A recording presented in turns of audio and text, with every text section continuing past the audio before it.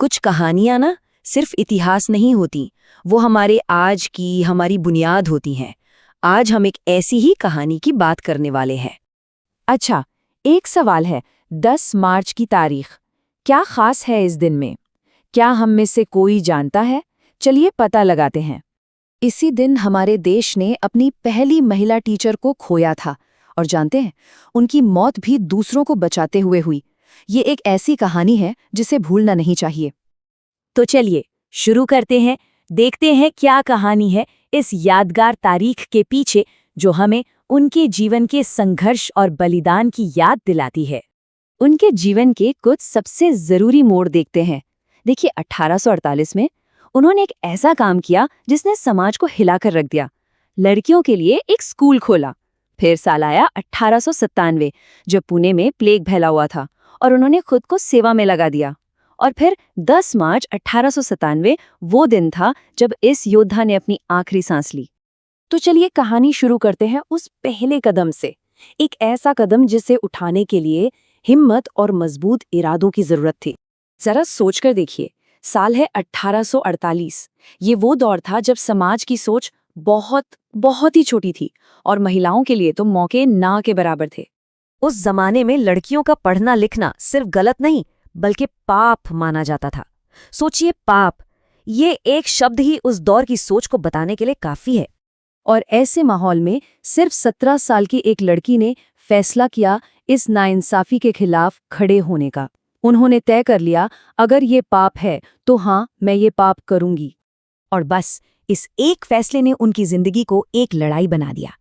एक ऐसी लड़ाई जो उन्हें हर रोज लड़नी थी। चलिए जानते हैं इस रोज के संघर्ष के बारे में।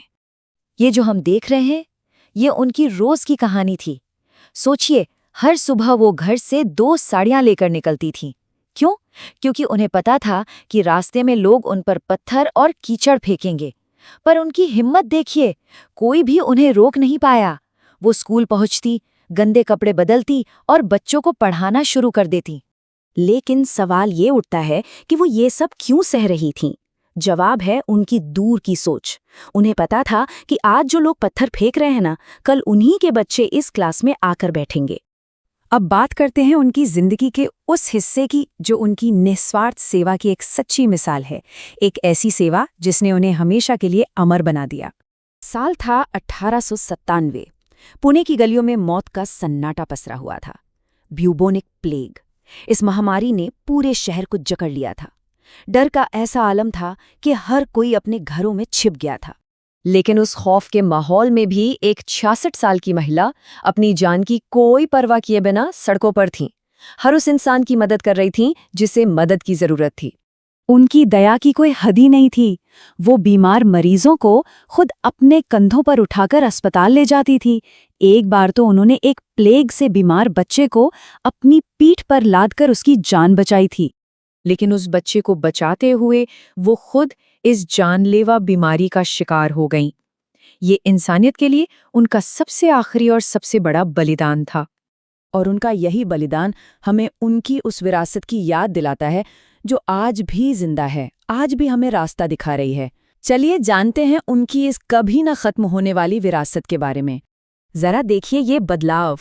उनकी वजह से जो हुआ वो किसी क्रांति से कम नहीं था। एक वक्त था जब लड़कियों का पढ़ना पाप था, और आज देखिए हर लड़की के लिए स्कूल के दरवाजे खुले हैं। पहले जहां औरतों की आवाज को दबा दिया जाता था, आज वही औरतें अपनी बात रखने के लिए आजाद हैं। मतलब साफ है, आज समाज में जो भी अच्छी चीजें हम देख रहे हैं उसकी नींव में सावित्रीबाई जैसे लोगों का त्याग है। आज जब कोई भी लड़की स्कूल जाती है या कोई महिला अपने हक के लिए आवाज उठाती है, तो असल में वो सावित्रीबाई की विरासत को ही आगे बढ़ा रही होती है। ये एक लाइन उनके पूरे जीवन को बयां कर देती है। एक माँ की तरह जी, एक योद्धा की तरह लड़ी और एक संत की तरह दुनिया से विदा हुई। इससे बेहतर शायद ही कोई उनके बारे में कह सकता है। सावित्रीबाई ने तो अपनी लड़ाई लड़ ली और हमें एक बेहतर कल दिया। पर अब जिम्मेदारी हमारी है कि हम उनकी इस विरासत को आगे लेकर जाएं। तो सवाल बस इतना सा है, हम इसके लिए क्या कर रहे हैं?